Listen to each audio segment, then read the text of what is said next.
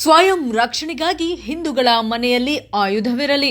ಬಾಂಡಗೆ ರಾಜ್ಯಸಭಾ ಸದಸ್ಯ ನಾರಾಯಣ ಭಾಂಡಗೆ ಅವರು ಮಂಗಳವಾರ ಸುದ್ದಿಗೋಷ್ಠಿಯಲ್ಲಿ ಮಾತನಾಡಿ, ಸ್ವಯಂ ರಕ್ಷಣೆಗಾಗಿ ಪ್ರತಿಯೊಬ್ಬ ಹಿಂದೂ ಮನೆಯಲ್ಲಿ ಆಯುಧ ಹೊಂದಿರಬೇಕು ಮತ್ತು ಆಯುಧ ಖರೀದಿಸಿ ಆಯುಧ ಪೂಜೆ ಮಾಡಬೇಕು ಎಂದು ಕರೆ ನೀಡಿದರು. ದೇಶದ ರಕ್ಷಣೆ ಮತ್ತು ಅನ್ಯಾಯದ ವಿರುದ್ಧ ಹೋರಾಡಲು ಶಕ್ತಿ ಬೇಕು. ಏನೋ ಶಕ್ತಿಶಾಲಿ ಹಿಂದೂ ಸಮಾಜವು ಎಂದು ಅನ್ಯಾಯದ ವಿರುದ್ಧ ಧ್ವನಿ ಎತ್ತುವಂತಹ ಹಿಂದೂ ಸಮಾಜವನ್ನು ಕಟ್ಟಬೇಕಿದೆ. ವರದಿ ಶಿವಕುಮಾರ ಕೆಂಬಾವಿ ಹಿರೇಮಠ, ಜಿಲ್ಲಾ ವರದಿಗಾರರು, ಬಾಗಲಕೋಟೆ. Bureau news, ಪ್ರಜಾಪ್ರವರ್.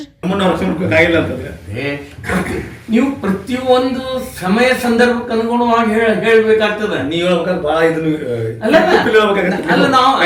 ಅಷ್ಟು ಗೊತ್ತಿದ್ದಲ್ಲ. ನೀವು ಶಾಸನವನ್ನ ತರೋರು, ನೀವು ರಾಜ್ಯ ದೇಶ ಹೆಂಗ್ ನಡಿಬೇಕಂತಂದು ತೀರ್ಮಾನ ಇಲ್ಲ. ಹಂಗಲ್ಲ, ದೇಶ ಸಮರ್ಥ ಇದೆ.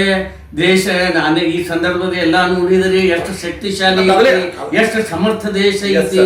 ಎಂತ ಸಿಂಧೂರ್ ಅಂತ ಯಾವ ರೀತಿ ಹಕ್ಕು ಭದ್ರತೆ ಇರುವಾಗ ಜನರಿಗೆ ಭದ್ರತೆ ಇಲ್ಲ ಅಂತ ಯಾಕೆ ಹೇಳ್ತೀರಿ? ಇಲ್ಲ, ಹಂಗಲ್ಲ. ನೀವು ನಮ್ಮನ್ನು ಭದ್ರತೆ ಇಲ್ಲ ಅಂತಲ್ಲ. ಅತ್ಯಂತ ಸಮರ್ಥ ರಾಷ್ಟ್ರ, ಸಮರ್ಥ ಸರ್ಕಾರ ಇದೆ. ಆದರೆ ನಮ್ಮನ್ನು ನಾವು ರಕ್ಷಣೆ ಮಾಡತಕ್ಕಂತ ಆ ಶಕ್ತಿನೂ ನಮ್ಮಲ್ಲಿ ಬೇಕು.